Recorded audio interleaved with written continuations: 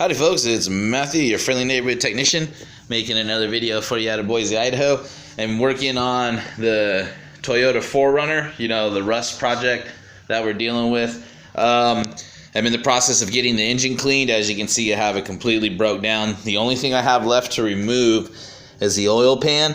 I'll explain to you here in a little bit why I'm going to be removing the oil pan, but I got the camshafts, cam caps, timing, all that's out of here. As you can see, this engine has quite a bit of varnish on it, which is, this is the original color, this is the color, this is, when I say varnish, all of this is what I mean. And we also have some carbon buildup.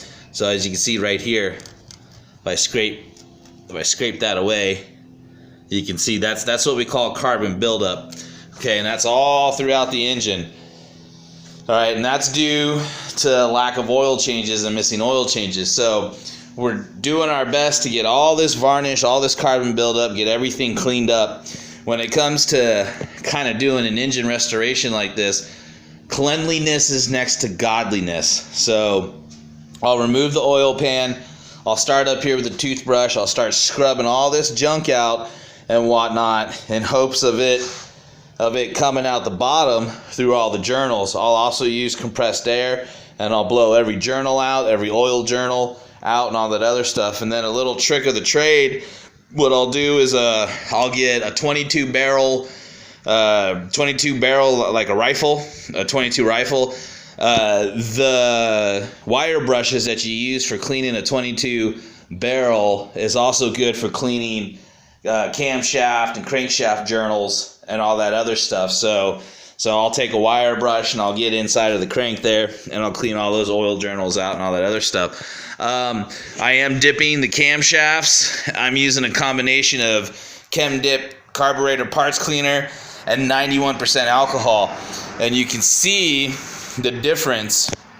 Let me see if I can get some good light for you guys here. I think the shadows in here are kind of funny, but you can see the difference in this one. I have yet to dip this one, okay? I've got it cleaned up pretty good. Now all we have to do is get rid of that varnish off of there.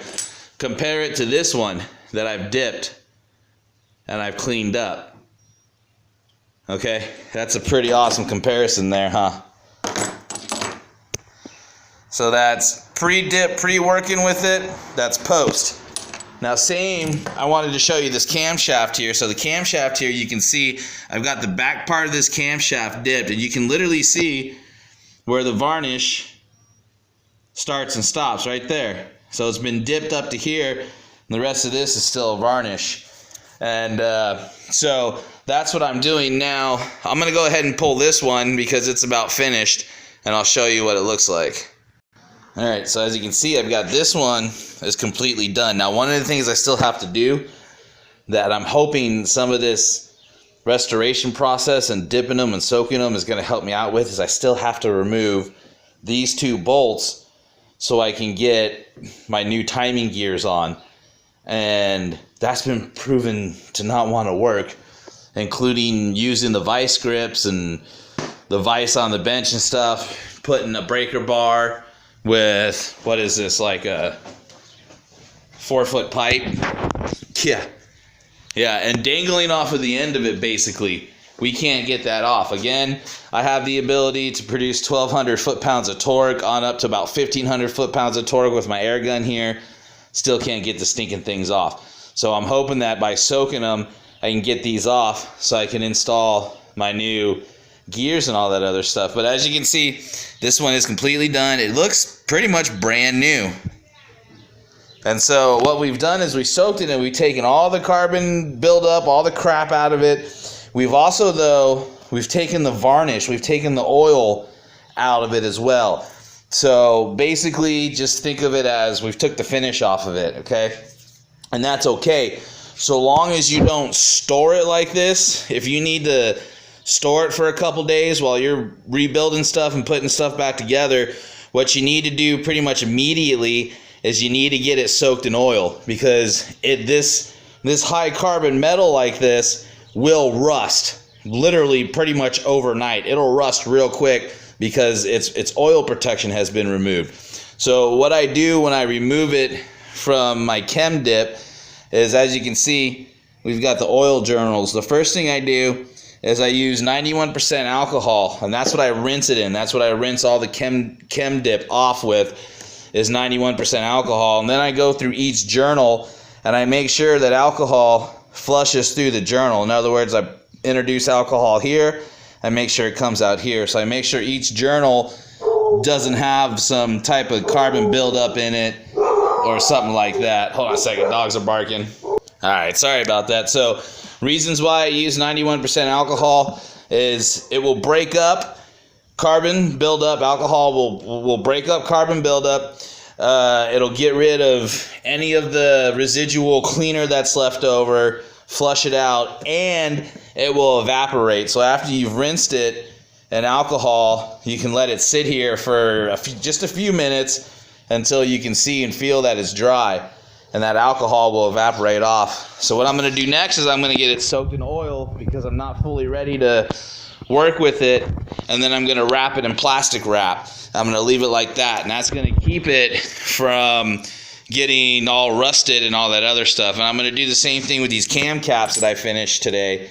I'm going to get these soaked in oil and let them sit while I wait. Now, when I go to reinstall this, I'll remove it out of its plastic wrap and I'll stick it in another container filled with oil, or in other words, I will submerge it in oil and I'll let it soak for a full day, and that will allow the oil to get back into the pores of the metal and all that other stuff. And then I'll use white lithium grease, also known as assembly lube, to go ahead and start rebuilding. So next couple days I'll be soaking this one, getting the varnish out of this, getting the varnish out of these cam caps, removing the oil pan, cleaning the whole block out, making sure all the oil journals are free and clear.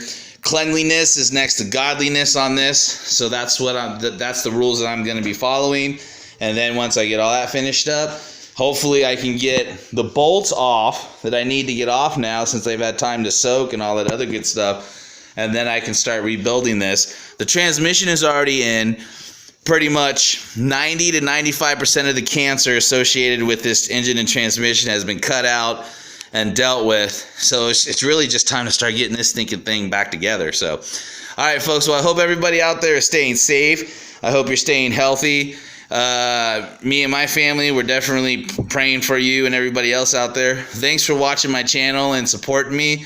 If you have any questions, shoot them to me in the comments, and I'll do my best to get to you. My email is highgrooveauto30. That's HIGHGROOVEAUTO, the number 30. So highgrooveauto30@gmail.com. I wake up every morning and I check my email, and my email is connected to my phone. So if you need a quick answer, that's probably the best way to get a hold of me, until the day comes that I wake up to like 100 emails, and then I may not be able to answer every email. But right now, email is the best way to get a hold of me. Also, don't forget to check out my Teespring merchandise shop. I've got t-shirts and a few other cool things there. If you were to purchase one, it would definitely be a blessing and help out the family. So, all right, everybody, y'all take care. I am signing off.